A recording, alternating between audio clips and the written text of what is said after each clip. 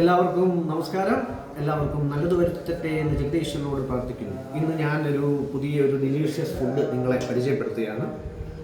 അത് നമ്മുടെ നാട്ടിൻപുറങ്ങളിൽ സാധാരണമായി നമ്മൾ കഴിക്കുന്നതാണ്. ഇപ്പോഴത്തെ തലമുറ അത് ഉപയോഗിക്കുമോ എന്ന് എനിക്കറിയില്ല. പക്ഷേ ഞാൻ നാട്ടിൽ വന്നാൽ എനിക്കിതെൻ്റെ ഒരു അപ്പാച്ചി കളകമാണ്.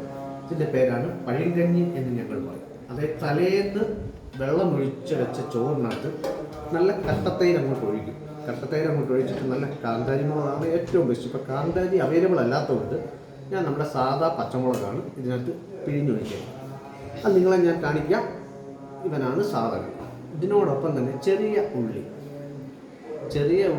കൂടെ ഇതിനകത്തോട്ട് അങ്ങോട്ട് ഞെവിടി കഴിയുമ്പോൾ ഇവനൊരു രൂപമാറ്റം സംഭവിക്കും. അത് കാണാനൊരു ചേര് തന്നെ. അതിൽ തലേന്ന് വേവിച്ച കപ്പ കണ്ടോ, തലേന്ന് വേവിച്ച കപ്പ. ഇതിപ്പോൾ ക്വാണ്ടിറ്റി കുറവാണ്, കാരണം എനിക്ക് മുന്നേ വന്ന ആൾക്കാർ അത് മൊത്തം കഴിച്ചതുകൊണ്ട് വളരെ തുച്ഛമായ ഒരു അംശമാണ് എനിക്ക് കിട്ടിയെങ്കിലും ഞാൻ നിങ്ങളെ ഇത് പരിചയപ്പെടുത്താണ്. തലേന്ന് വേവിച്ച കപ്പ, നല്ല വെന്ത കപ്പയാണ്. വെണ്ണ പോലെ വെന്തിരിക്കുകയാണ് കണ്ടോ. കൈ തൊട്ടാൽ ഇത് അലുവ മാതിരി അലിഞ്ഞു. അതിനോടൊപ്പം തന്നെ തലേന്നത്തെ മത്തിക്കറി, മത്തിക്കറിയാണ് മത്തിക്കറി. ഈ മത്തിക്കറിയുടെ ചാറ് ഈ പഴങ്കഞ്ഞിക്കകത്തോട്ട് വീഴുമ്പോൾ ഉണ്ടാകുന്ന ഒരു കളർ കോമ്പിനേഷൻ കണ്ടോ നിങ്ങൾ? എൻ്റെ പൊന്നു സാറേ, അത് കാണാനുള്ള. അപ്പോൾ ഞാനിങ്ങനെ കൊണ്ട് ഒഴിച്ചു വെച്ച് അതിൻ്റെ കളറൊക്കെ ഒന്ന് മാറ്റി കഴിയുമ്പോൾ രണ്ടാൾക്കാർ ഇന്ന് കൊതി വിടുന്നത് കാണണോ നിങ്ങൾക്ക്? ഇതാ അവരുടെ മുഖത്തെ ആ ഒരു പാവനം നോക്കി, രണ്ട് കക്ഷികൾ ഇത് കണ്ടിട്ട് വായിലൂടെ കപ്പലോടിക്കുന്നു, ഒരാൾ എന്നെ ഉപദ്രവിക്കുന്നു.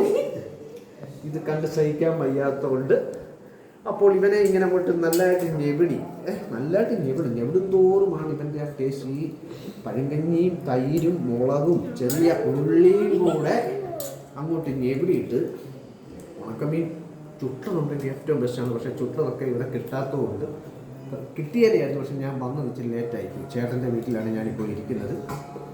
ഈ കപ്പയും കൂടെ അങ്ങോട്ട്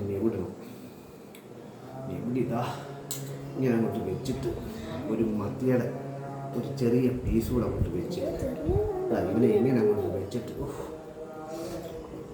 എൻ്റെ സാറേ സ്വർഗം കാണും. ഓക്കേടാ.